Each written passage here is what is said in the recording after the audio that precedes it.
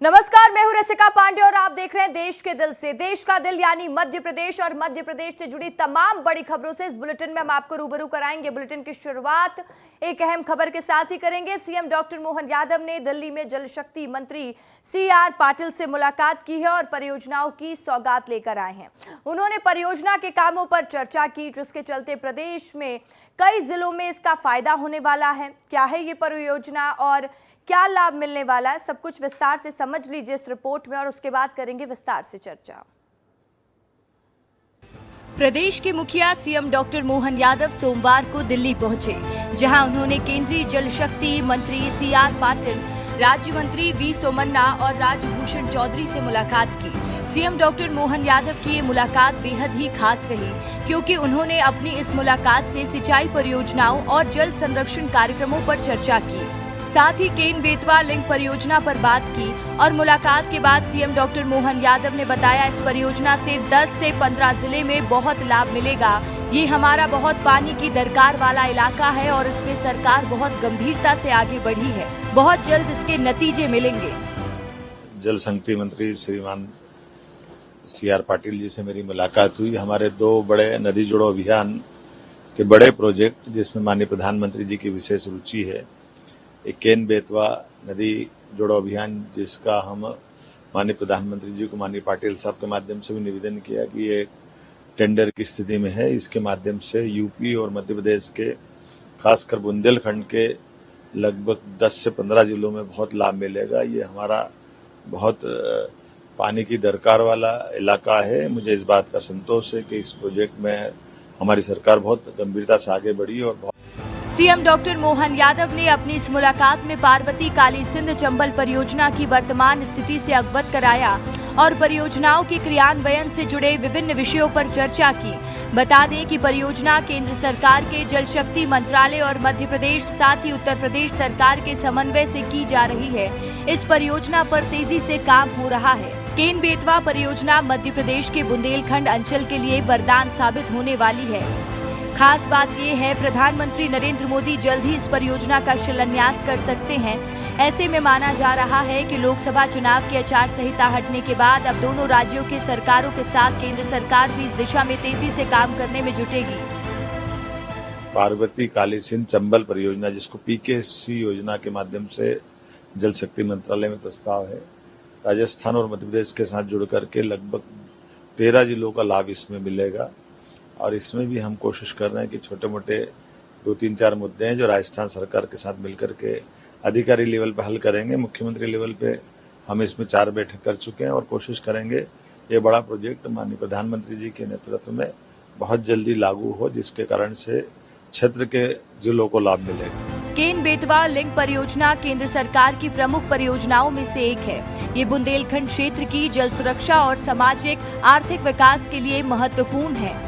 Ken Betwa link परियोजना नदियों को आपस में जोड़ने की परियोजना है। इसका उद्देश्य उत्तर प्रदेश के सूखाग्रस्त इलाके में पानी पहुंचाना है, साथ ही बुंदेलखंड क्षेत्र में सिंचाई सुविधा उपलब्ध कराना है और ये काम मध्य प्रदेश की केन नदी के बकाया पानी को बेतवा नदी में छोड़कर किया जाएगा। ब्यूरो रिपोर्ट, विस्तार न्यूज। तो देखिए, प्रदेश के मुखिया सीएम डॉक्टर मोहन यादव सोमवार को दिल्ली पहुंचे, जहां उन्होंने केंद्रीय जल शक्ति मंत्री सीआर पाटिल, राज्य मंत्री वी सोमन्ना और राजभूषण चौधरी से मुलाकात की। सीएम डॉक्टर मोहन यादव ने अपनी इस मुलाकात में सिंचाई परियोजना और जल संरक्षण कार्यक्रमों में चर्चा की और साथ ही केन बेतवा लिंक परियोजना के क्रियान्वयन से जुड़े विभिन्न विषयों पर बात की। ऐसे में चलिए जरा थोड़ा सा वो कौन कौन सी केन बेतवा लिंक परियोजना के बारे में भी आपको बताएंगे, विस्तार से उस पर चर्चा करेंगे। लेकिन उससे पहले हम आपको बता दें, इस वक्त की बड़ी खबर का भी रुख करेंगे और बड़ी खबर दिल्ली से सामने आ रही है, जो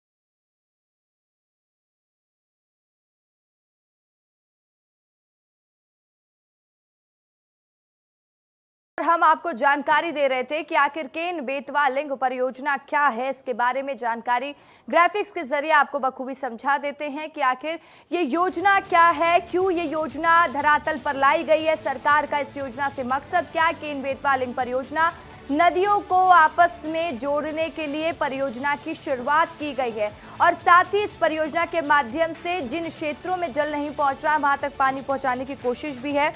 8 दिसंबर 2021 को फंडिंग के लिए मंजूरी मिली थी, यानी 2021 को मंजूरी तो मिल गई थी, लेकिन इस योजना पर लगातार बढ़ावा दिया जाए, इस पर काम किया जा रहा है। 39,317 करोड़ रुपए के केंद्रीय समर्थन पर यह मंजूरी दी गई थी।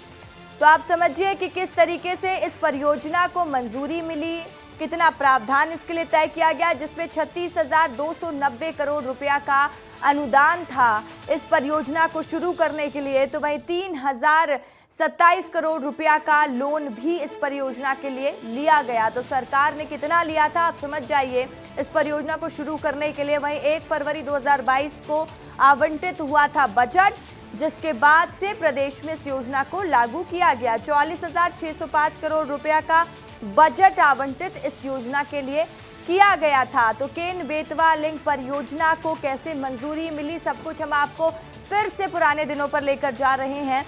8 साल में काम पूरा होने की संभावना है।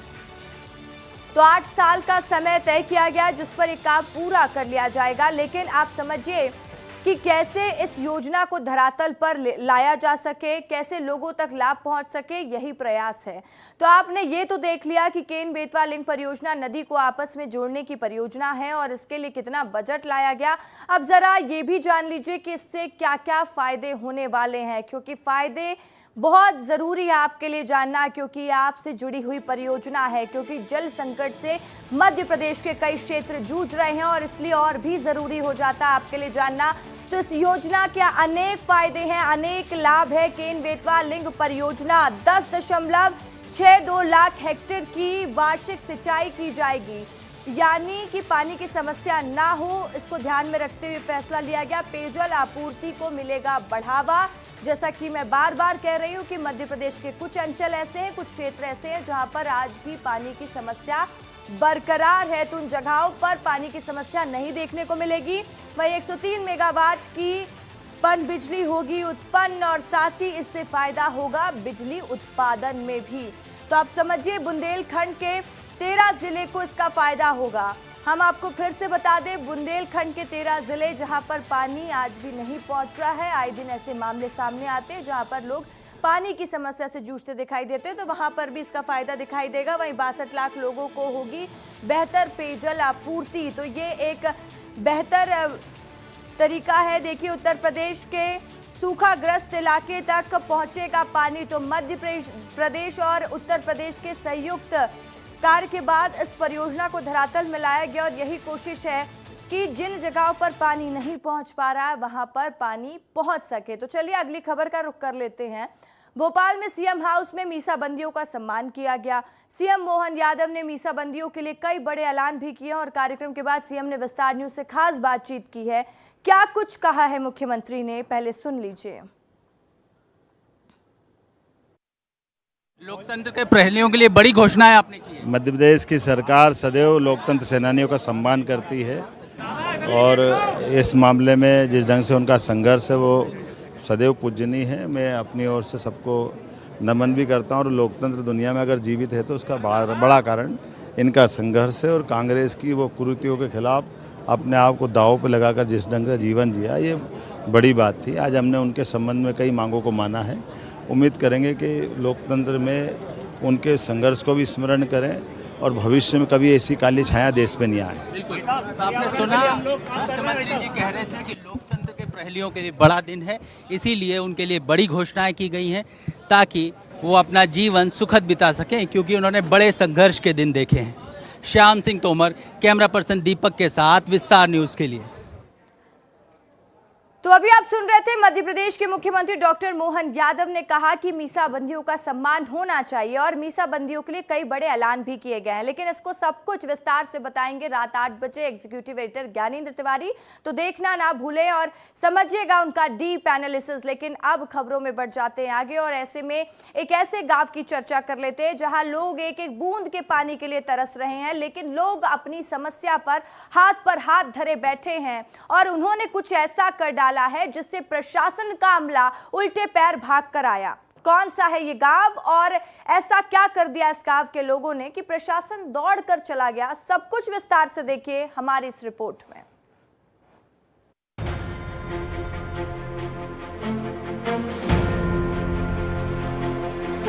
देश भर में कई ऐसे गांव हैं जो पानी की समस्या से जूझ रहे हैं और ऐसा ही एक गांव श्योपुर में है, करहाल, जहां लोग पानी की समस्या से त्रस्त हैं। रहवासियों के लिए पीने के पानी तक के लिए कोसों दूर गांव में लगे हैंडपंप से पानी भरने जाना पड़ता है। बच्चे, बूढ़े, औरतें, हर कोई अपनी बारी का इंतजार करता है और दिन भर रोजमर्रा की जिंदगी में इस्तेमाल होने वाले पानी के लिए मशक्कत करता है।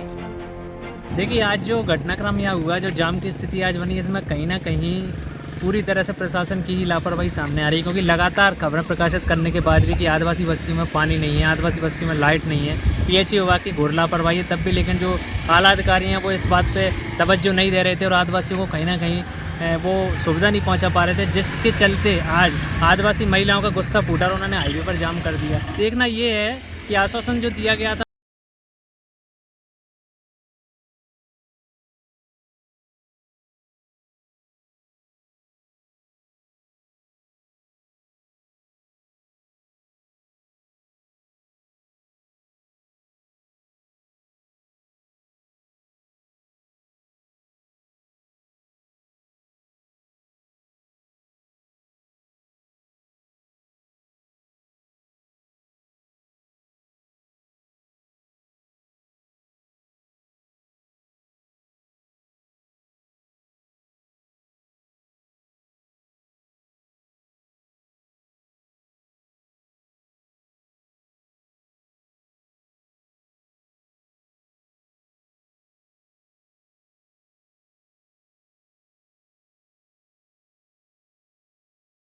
से लगा था। भूरस में हमारी नल जल योजना चालू है और नल जल योजना में 3 फेज मोटर है, तो वहाँ के डीपी की डीटीआर फूक गई थी, उस वजह से पर्याप्त उसको वोल्टेज सप्लाई नहीं हो पा रही थी, जिसकी वजह से मोटर चल नहीं पा रही थी। तो अभी एमपीबी को भी निर्देशित कर दिया गया है, श्योपुर से नया डीटीआर ला के बदलने की कार्रवाई चल रही है और अभी टेम्परेरी व्यवस्था करवाई। बहरहाल जनपद सीईओ मोटर का हवाला दे रहे हैं, लेकिन रहवासियों की परिस्थिति को देखते हुए ये कहना बिल्कुल गलत नहीं होगा कि सरकार के इतने प्रयासों के बाद भी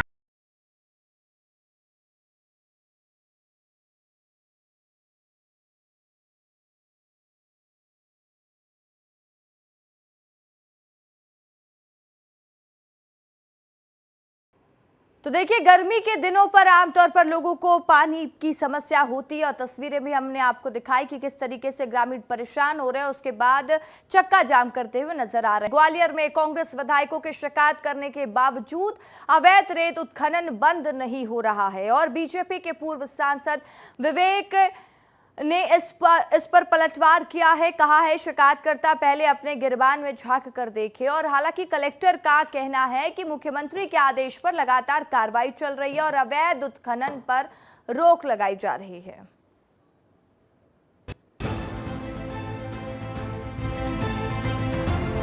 ग्वालियर चंबल इलाके में रेत माफिया की दबंगई किसी से छुपी नहीं है। माफिया इस कदर हावी है कि अवैध उत्खनन और परिवहन में शासन प्रशासन का कोई आदेश, निर्देश और सजा का प्रावधान इनके आड़े नहीं आता।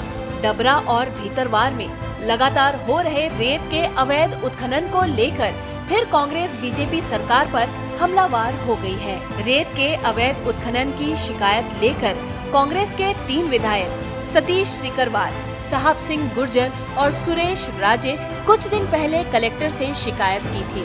अब फिर उन्हें सरकार पर गंभीर आरोप लगाया है। कांग्रेस विधायक सतीश सिकरवार ने कहा कि सत्ता पक्ष के नेताओं के संरक्षण में जिले में रेत का अवैध उत्खनन करके करोड़ों रुपए के राजस्व को लूटा जा रहा है। आम लोगों को 40 से 50 रुपए में डंपर बेचा जा रहा है, जबकि इसकी वास्तविक कीमत 10 से 15 हजार रुपए होना चाहिए। कांग्रेस ने सड़क पर आंदोलन की चेतावनी भी दी है।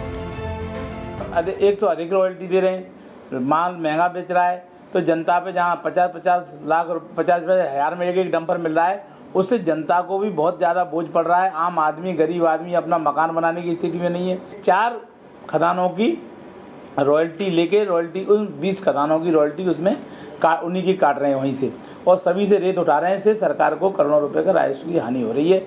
सरकार मिली भगत है, अधिकारियों की मिली भगत है, ये जांच का विषय है। लेकिन कुल मिलाकर सरकार में बैठे हुए नुमाइंदे और अधिकारी रेत माफिया से मिलकर सरकार को करोड़ों रुपए का चूना लगाने का काम कर रहे हैं। उधर कांग्रेस विधायकों पर बीजेपी के पूर्व सांसद ने पलटवार किया और कहा कि अवैध उत्खनन नहीं होना चाहिए, लेकिन शिकायतकर्ता पहले अपने गिरेबान में झांक कर देखे। हालांकि जिला कलेक्टर रुचिका सिंह चौहान का दावा है कि मुख्यमंत्री के निर्देश पर अवैध उत्खनन पर लगातार कार्रवाई की जा रही है और इसे प्रभावी रूप से रोका जाएगा। मेरा मानना है कि बहुत बड़ी समस्या भी है और सरकार कोशिश करती है कि इसको रोके, बंद करे। समय समय पर कड़ी कार्रवाई भी होती है। फिर भी बात यही कि जिस प्रभावी ढंग से इस पर रोक लगानी जानी चाहिए वो नहीं लग रही है। पर जो आप जिस प्रेस कॉन्फ्रेंस की बात कर रहे हैं, मैं उन पर ज़्यादा टिप्पणी नहीं करना चाहता, पर मैं इतना कहना चाहूँगा कि वो लोग भी जरा अपने गिरेबान में झाँक के देख लें कि क्या उनको भी इस तरह की शिकायत करने का अधिकार है क्या। माइनिंग के केसेस में देखिए, आप माननीय मुख्यमंत्री जी के बड़े स्पष्ट निर्देश हैं कि अवैध माइनिंग किसी भी डिस्ट्रिक्ट में ना हो, और इन स्ट्रीम माइनिंग एब्सोल्युटली बैंड है, बिल्कुल ही परमिटेड नहीं है। तो उसी के तहत हम लोग रेगुलर कार्रवाई करते रहते हैं। और उसी तरह तब में डबरा और भितरवार को लेकर के कुछ विषय माननीय विधायक महोदयों ने हम लोगों के समक्ष में रखे थे, तो उनके पॉइंट्स भी हम लोगों ने नोट करे हैं और हमारी टीम सतत कार्रवाई कर ही रही है, चाहे वो डबरा हो चाहे भितरवार। तो कंटिन्यूड एक्शन बना रहेगा और हम लोग इसको प्रभावी रूप से रोकेंगे। नदियों से अवैध रेत उत्खनन का मुद्दा कोई पहली बार नहीं गरमाया है। अक्सर इसकी शिकायतें आती रहती है। कुछ दिनों के लिए तो प्रशासन गंभीरता से इस पर कार्रवाई करता है, लेकिन मामला ठंडा होते ही फिर माफिया सक्रिय हो जाते हैं। नदियों में मशीनें उतारकर रेत का अवैध धंधा शुरू कर देते हैं। अनिल गौर के साथ ब्यूरो रिपोर्ट, विस्तार न्यूज। तो आपने देखा रिपोर्ट में कि आखिर अवैध रेत का उत्खनन किस तरीके से धड़ल्ले से जारी है, लेकिन अधिकारी को कोई खबर नहीं है। अब सवाल यही है कि आखिर अधिकारी सोए हुए हैं क्या? तो चलिए अब देखना होगा कि आगे इस पर कार्रवाई क्या होती है।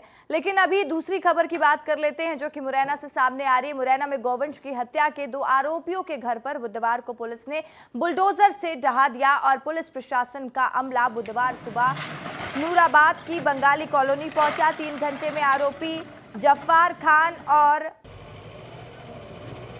अन्य आरोपी के घर में अवैध निर्माण को तोड़ दिया गया। आरोपी जफ्फार खान और दूसरे आरोपी के घर का अवैध निर्माण तोड़ा गया। पुलिस ने मामले में 9 लोगों को आरोपी बनाया है और इनमें से 6 को गिरफ्तार किया गया है।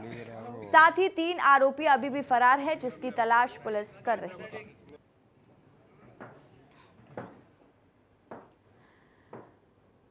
तो देखिए, मध्य प्रदेश में मॉनसून करीब सक्रिय हो चुका है। अच्छी बारिश की उम्मीद जताई जा रही है। मौसम विभाग ने उम्मीद जताई है कि बारिश पिछले साल की तुलना में इस बार मध्य प्रदेश में ज्यादा बारिश होगी, अच्छी बारिश होगी, जिससे किसानों को भी फायदा हो सकता है। साथ ही कई जिलों के लिए अलर्ट भी जारी किया गया है। तो देखिए किस जिले के लिए क्या अलर्ट है, विस्तार से इस रिपोर्ट में समझिए।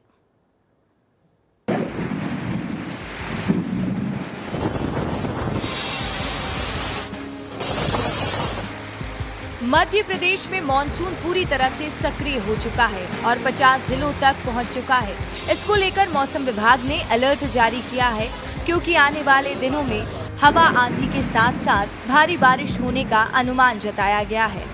मौसम विभाग 6 जिलों में बारिश की चेतावनी जारी कर चुका है, तो वहीं आने वाले 2 से 3 दिन में 12 से 15 जिलों में भी भारी बारिश के आसार हैं। जिन 6 जिलों के लिए अलर्ट जारी किया गया है उनमें अनूपपुर, शहडोल, उमरिया, डिंडौरी, मंडला और बालाघाट शामिल है।